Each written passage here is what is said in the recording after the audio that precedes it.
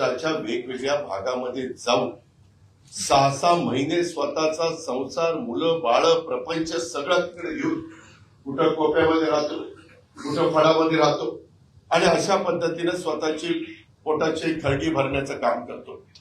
त्याच्याकरता प्रत्येकाने आपापल्या परीने प्रयत्न केला. केंद्राच्या आणि राज्याच्या पण वेगवेगळ्या प्रकारच्या योजना आहेत.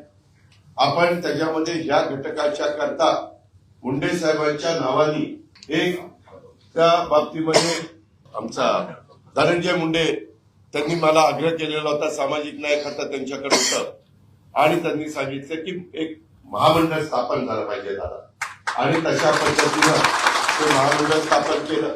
आपण त्या मुलांना मुलींना दर्जेदार शिक्षण मिळण्याच्या करता वेगवेगळ्या भागामध्ये हॉस्टेल काढायचा प्रयत्न करतोय.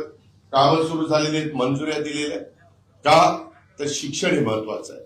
मित्रांनो, मी माझ्या 5 जिल्ह्यातून आलेल्या सगळ्या कार्यकर्त्यांना, सगळ्या सहकाऱ्यांना सांगतो, इथून पुढच्या काळामध्ये शिक्षण असणाऱ्यांनाच भवितव्य आहे.